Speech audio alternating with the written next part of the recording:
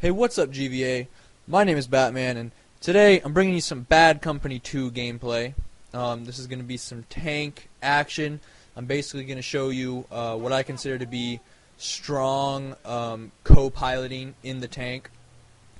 Basically, when you're manning this little turret on top of the tank, you're gonna first of all you're gonna want to make sure that you're an engineer class, and that's going to be important, and I'll tell you why later. But the first thing you want to remember is that it's very, very important that you focus solely on enemy infantry. A lot of the times, the machine gunner kind of gets caught up in the vehicle battles, but there's not much you're going to be able to do against like an enemy tank, or even really against a car, because the car will be too fast moving, and even cars have a little bit of ammo. You mainly want to focus on enemy infantry that are trying to either C4 you or hit you with whatever rocket launcher.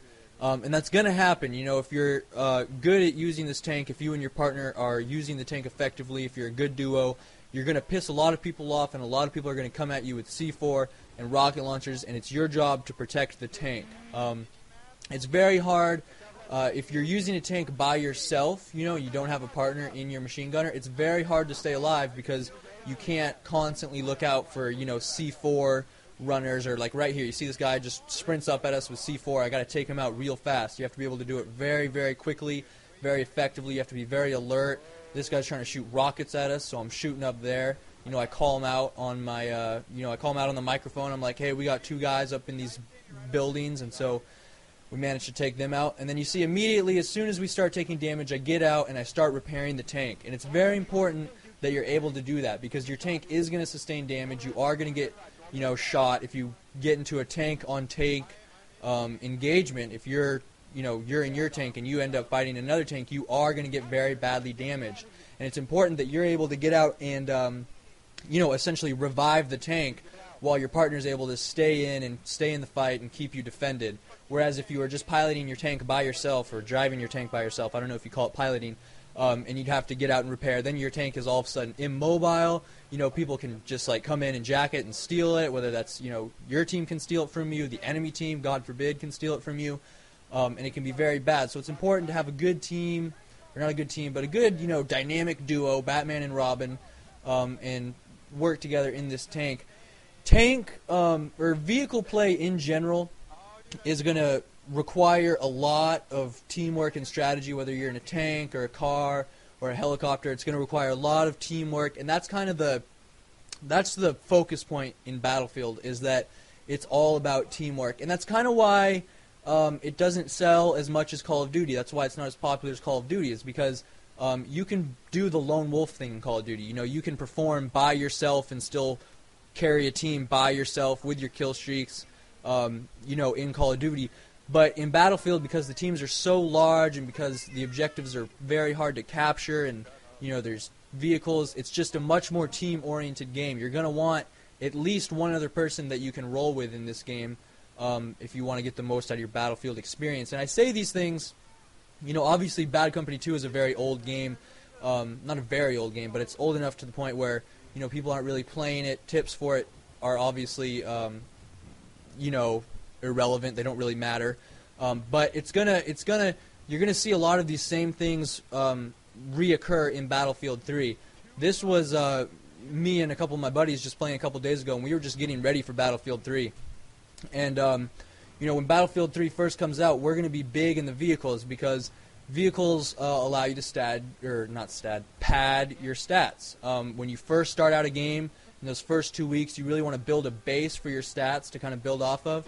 And a lot of people, they hate that. They don't like people who focus on stats or care about their stats. But I think caring about your stats, it gives you something to work for during the game.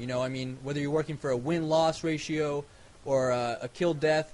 I agree, kill-death doesn't matter as much in Call of Duty, because in that game, if you're a strong objective player, like you're constantly trying to capture headquarters, or you're carrying the bomb in sabotage, or you're capturing flags in domination, or you're running flags and capture the flag, then you take a lot of unnecessary deaths that are a lot of the times unavoidable just because you were trying to play the objective and win, and that's okay. But in a game like Battlefield, you're going to find that KD matters a little more, because basically in Call of Duty, when you jump on a flag, you're jumping on like a 5x5 foot area, and you're on the flag. It alerts the entire enemy team that you're on that flag. They're going to want to defend it. You got 6 guys coming after you, and you're wide out in the open. There's not much you can do. You know, you're laying prone on the map. They can hit you from any angle. It's going to be very hard to defend yourself.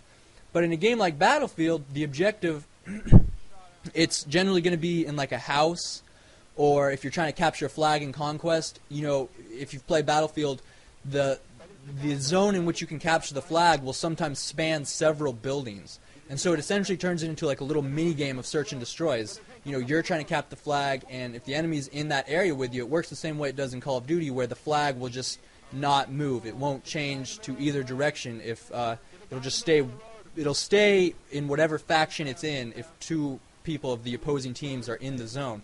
And so it turns into a little mini game of search and destroy, right? It turns into finding your opponent in that area and killing him so you can capture the flag. And so KD is very directly linked to your ability to play Battlefield well. I think KD matters in Battlefield, especially because a KD deaths matter a lot more in Battlefield. Like in Call of Duty, you know, say you're playing domination, you kill someone, they spawn instantly on the other side of the map. Sometimes they spawn close enough to where they can just throw a nade on whatever flag you're trying to cap.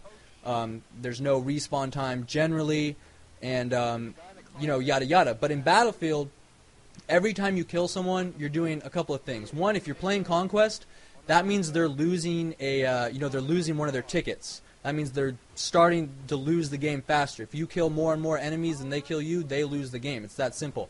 Also, you know, when you're capturing a flag in Conquest, you need to be able to defend yourself and kill people. Like, you need to be able to hold off whatever people try to come in and stop you from capturing that flag, because it's not just a blind, you know, jump on the flag, try to cover yourself, your team covers you. It's you're in the flag zone, you know, you're in a building, you're sneaking around like a small little town area, and you need to be able to take out enemies before they can take you out, and that just comes down to KD.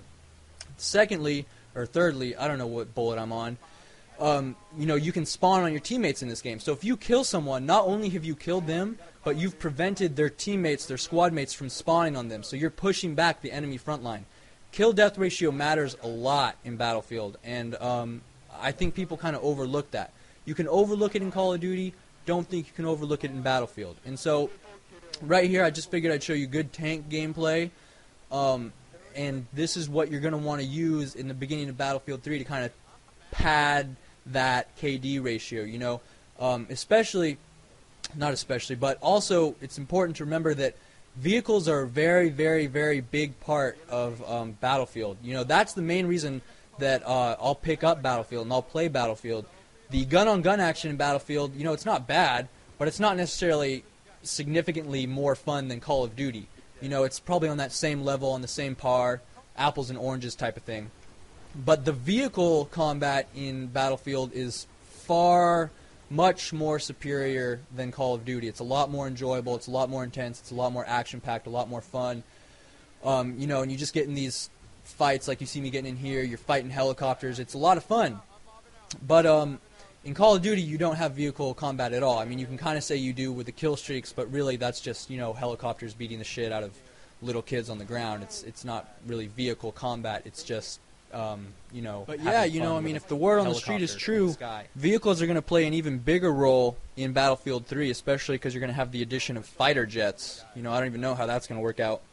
And so it's good, you know, if you're looking forward to Battlefield 3, if you're preparing for Battlefield 3, it's a good idea to get back on Battlefield 2 and kind of get in the hang of it, especially if you've been playing a lot of Call of Duty lately.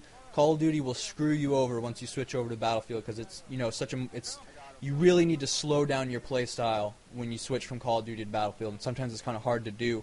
So if you're planning on getting Battlefield 3, if you're really excited about that, I highly recommend you get back on Bad Company 2 and kind of get back in the swing of things. And, you know, if you're looking forward to Battlefield 3 and you want Battlefield 3 videos, you can come over to my channel. Maybe, you know, I plan on getting it at midnight and releasing tips and tricks videos, or if you need some tips and tricks for Call of Duty, I do those too. So, you know, if you enjoyed this video, maybe come check me out. I hope you did enjoy this video. And this is Batman, signing out.